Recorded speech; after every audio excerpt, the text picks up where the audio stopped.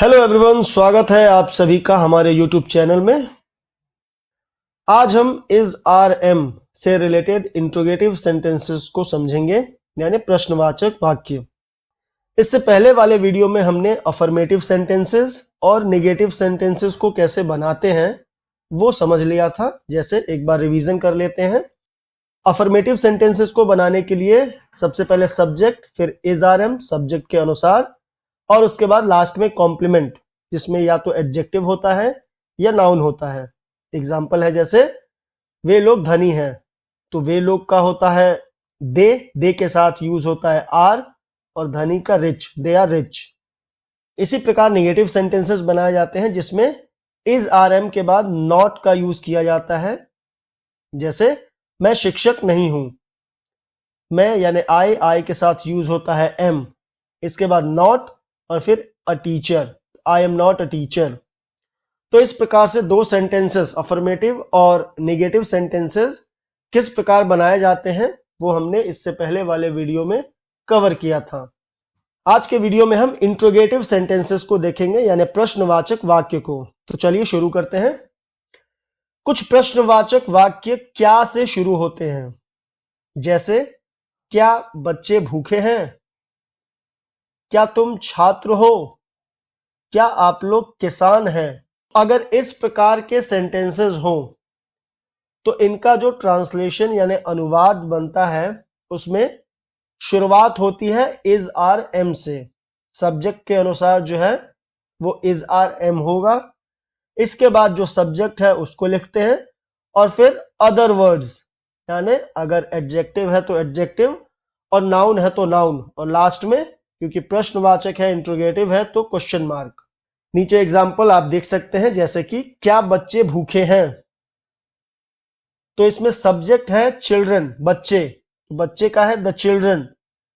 तो the children जो है वो एक प्लूरल नाउन है, प्लूरल के साथ यूज होता है आर, और उसके बाद हंग्री, तो हमारा आर सब्जेक्ट द चिल्ड्रन, तो आर द चिल्ड्रन हंग्री। उसी प्रकार क्या तुम छात्र हो, तो सब्जेक्ट है हमारा तुम यानी यू के साथ यूज होता है आर, तो सबसे पहले आर लिखेंगे, are you a student.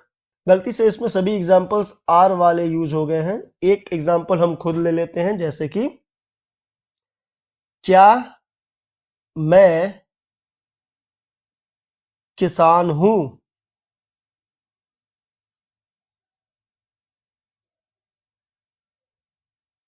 Subject है इसमें मैं यानी आई, और आई के साथ यूज होता है एम, तो सबसे पहले हम लिखेंगे एम आई अ फार्मर। उसके बाद क्वेश्चन मार्क। तो इस प्रकार से हम बनाते हैं नेगेटिव सेंटेंसेस को। आशा है कि आपको समझ में आ गया होगा। इसके बाद एक्सरसाइज दी गई है जिसको आप बना सकते हैं, प्रैक्टिस कर सकते हैं। इसके बाद आता है नेगेटिव इंट्रोगेटिव, यानी इंट्रोगेटिव में भी अगर निगेटिव हो, जैसे क्या मैं विद्यार्थी नहीं हूं, क्या तुम डॉक्टर नहीं हो, क्या वे हमारे नेता नहीं है। इसमें इंट्रोगेटिव भी है और इसके साथ साथ निगेटिव भी है। तो इन सभी सेंटेंसेस का ट्रांसलेशन बनाने के लिए सेम वही पैटर्न है, वही स्ट्रक्चर होगा। इज आर एम सब्जेक्ट के अनुसार, फिर जो सब्जेक्ट है हमारा वो सब्जेक्ट रहेगा। इसके बाद एक एक्स्ट्रा में नॉट ऐड होता है, क्योंकि नहीं है तो नॉट, और उसके बाद अदर वर्ड्स जो भी है, लास्ट में क्वेश्चन मार्क। एग्जांपल्स देख लेते हैं। क्या मैं विद्यार्थी नहीं हूं, तो मैं यानी आई के साथ यूज होता है एम सब्जेक्ट, फिर आई, इसके बाद नॉट और a student, am I not a student. अगला क्या तुम डॉक्टर नहीं हो, यू के साथ यूज होता है are you not a doctor. क्या वे हमारे नेता नहीं है, तो वे का मतलब होता है दे के साथ यूज होता है are they not our leaders. इस प्रकार से बनाए जाते हैं हमारे नेगेटिव इंट्रोगेटिव सेंटेंसेस। इसका भी एक्सरसाइज दिया हुआ है जिसको आप सॉल्व कर सकते हैं, प्रैक्टिस कीजिए। नेक्स्ट है वाई एंड हाउ का प्रयोग कैसे होता है इज आर एम के साथ। तो जब कभी भी हिंदी वाक्य में क्यों यानी कि वाई, कैसे यानी कि हाउ, अगर इनका यूज होता है तो सेंटेंस का स्ट्रक्चर क्या होगा इज आर एम के साथ। तो सेंटेंस की शुरुआत इसमें होती है वाई या हाउ से, जो भी हो। अगर वाई है यानी क्यों है तो वाई होगा, कैसे है तो हाउ होगा। इसके बाद सब्जेक्ट के अनुसार इज आर एम होगा, फिर सब्जेक्ट, और अगर निगेटिव सेंटेंस है, नहीं का इस्तेमाल हुआ है अगर सेंटेंस में, तो फिर नॉट का भी यूज होता है, और लास्ट में फिर कॉम्प्लीमेंट और क्वेश्चन मार्क। तो एग्जांपल्स दिए हुए हैं जिनको हम समझ लेते हैं। वह कैसे दोषी है, कैसे का होता है हाउ, तो शुरुआत होगा हाउ से।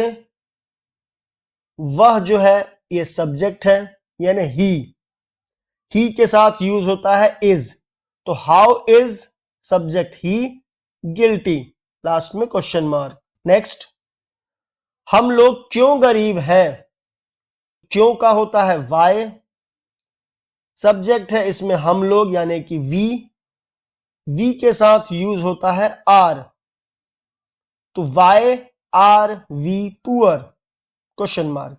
नेक्स्ट सेंटेंस है वे लोग कैसे बुरे हैं, कैसे यानी हाउ, वे लोग का होता है दे के साथ यूज होता है are, how are they bad, question mark. तो एक नेगेटिव सेंटेंस को भी देख लेते हैं इसमें कि तुम शिक्षक क्यों नहीं हो, क्यों यानी वाई, तुम इसमें सब्जेक्ट है यानी यू के साथ यूज होता है आर, तो why are you not a teacher, ओ क्वेश्चन मार्क इसमें छूट गया है, क्वेश्चन मार्क होगा लास्ट में। तो इस प्रकार से वाई एंड हाउ का प्रयोग इज आर एम के साथ कैसा होता है ये भी आप लोगों को समझ में आ गया होगा। अगर नहीं आया है कमेंट के माध्यम से बताया कीजिए कि क्या सुधार कर सकते हैं। इसका भी प्रैक्टिस दिया हुआ है एक्सरसाइज 3, आप लोग प्रैक्टिस कर सकते हैं। तो अगला हमारा रूल है कि कुछ ऐसे वाक्य होते हैं हिंदी में जिनके अंत में होता है, रहता है या लगता है इत्यादि यूज होते हैं। ऐसे वाक्यों से किसी के स्वभाव, नेचर का पता चलता है। अगर इस प्रकार के वाक्य हो और उन वाक्य से उस सब्जेक्ट का नेचर पता चले तो उसकी भी जो अंग्रेजी है यानी ट्रांसलेशन वो इज आर एम से ही बनाई जाती है। एग्जाम्पल्स दिए हुए हैं जैसे दूध सफेद होता है, तो ये दूध का स्वभाव है, उसका नेचर है कि वो सफेद होता है। इज आर एम से ही इसका ट्रांसलेशन बनेगा। सब्जेक्ट है मिल्क, सिंगुलर है is white.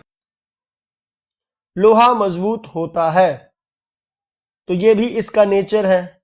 Iron is hard. चीनी मीठी होती है, ये चीनी का स्वभाव है, उसका नेचर है। तो शुगर सिंगुलर है इज स्वीट। 4 नंबर, मनुष्य मरणशील होता है। ये सबको पता है कि इंसान जो है कोई अमर नहीं है, हर व्यक्ति मरणशील है, मृत्यु एक ना एक दिन तो आनी ही है। तो ये एक नेचर है, मनुष्य का स्वभाव है। तो मनुष्य यानी मैन, ये सभी मैन की बात हो रही है, सभी मनुष्यों की। तो मैन इज सिंगुलर है इज मॉर्टल, मरणशील का मतलब मॉर्टल। आगे इसमें एक नोट है कि जैसे मिल्क, आयरन, शुगर, ये सभी मटीरियल नाउन्स हैं। तो जो भी मटीरियल नाउन्स होते हैं तो जनरल सेंस में, सामान्य अर्थ में इनके साथ द का यूज नहीं होता है, क्योंकि मटीरियल नाउन्स जो है वो अनकाउंटेबल होते हैं, इसीलिए उनके साथ द का यूज नहीं किया जाता है। नेक्स्ट है हमारा सेम स्वभाव जो बताने वाले वाक्य हैं उनसे, उनमें नेगेटिव सेंटेंसेस और फिर इंट्रोगेटिव। एग्जांपल्स दिया हुआ है कि मां क्रूर नहीं होती है, ये हर मदर का नेचर है। बर्फ गर्म नहीं होती है, ये भी नेचर है। दूध खट्टा नहीं होता है, तो इसका translation same is are am से ही बनता है कि mother is not cruel, ice is not hot, milk is not sour. Same interrogative, क्या साधु दयालु होते हैं? सभी साधुओं की बात हो रही है, तो साधु सेंट्स, यानी ये एक प्लूरल नाउन है, इसके साथ आर यूज होगा, आर सेंट्स काइंड। क्या बच्चे बुरे होते हैं? द चिल्ड्रन, प्लूरल नाउन है, आर यूज होगा, आर चिल्ड्रन बैड। क्या शिक्षक वफादार होते हैं? तो ये सभी टीचर्स की बात हो रही है, तो ये भी प्लूरल है, तो इसके साथ आर टीचर्स फेथफुल। नेक्स्ट, इसमें नेगेटिव इंट्रोगेटिव सेंटेंसेस सेम वैसे ही बनेगा, स्ट्रक्चर सबका सेम रहेगा, बस एक बार पढ़ लेना है और समझ लेना है। सेम वही हाउ एंड वाई का प्रयोग। तो ये सभी जो सेंटेंसेस हैं ये नेचर और स्वभाव, जो भी सब्जेक्ट रहता है उस सेंटेंस में, उसके नेचर यानी स्वभाव को बताते हैं। तो इसका भी जो ट्रांसलेशन है, अनुवाद, वो इज आर एम के बेसिक स्ट्रक्चर से ही बनाया जाता है। आप एक बार इसको पढ़ सकते हैं। फाइनली इज आर एम से रिलेटेड सभी प्रकार के सेंटेंसेस हम लोग समझ चुके हैं। एक बार सभी को रिवाइज कर लेते हैं। सबसे पहला टाइप था अफर्मेटिव, जिसके लिए स्ट्रक्चर है subject plus is are am plus complement. दूसरा हमने पढ़ा था नेगेटिव, जिसमें subject plus is are am और उसके बाद नॉट, फिर कॉम्प्लीमेंट।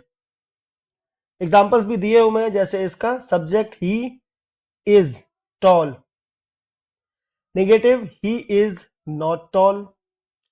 इंट्रोगेटिव में स्टार्ट होता है इज आर एम के साथ, उसके बाद सब्जेक्ट, फिर कॉम्प्लीमेंट और question mark. Is he tall. Negative interrogative में is are am plus subject, not, फिर कॉम्प्लीमेंट और question mark. Isn't he tall, question mark. इसमें इज ही नॉट टॉल भी लिखा जा सकता है, लेकिन मॉडर्न ग्रामर में इज और नॉट को मिला करके लिखा गया है, तो इसीलिए ये इजंट ही टॉल बनता है। इसके बाद वाई क्वेश्चन के साथ, जिसमें पहले वाई होगा, फिर इज आर एम में से कोई एक, फिर सब्जेक्ट, कॉम्प्लीमेंट और question mark. Why is he tall, same how question के साथ, सबसे पहले हाउ, फिर इज आर एम, इसके बाद सब्जेक्ट और फिर कॉम्प्लीमेंट और क्वेश्चन मार्क, जैसे हाउ इज ही टॉल। आगे आपके लिए एक्सरसाइज दिए हुए हैं, एक्सरसाइज नंबर 4, इसको रिवाइज कीजिएगा, प्रैक्टिस कीजिएगा। एक्सरसाइज 5 रिवाइज कीजिए और हमें कमेंट करके जरूर बताइएगा कि ये वीडियो आपको कैसा लगा। अगर अच्छा लगा हो तो वीडियो को लाइक, शेयर और चैनल को सब्सक्राइब जरूर करें, ताकि ऐसे ही और वीडियो हम आप तक पहुंचा सकें। धन्यवाद।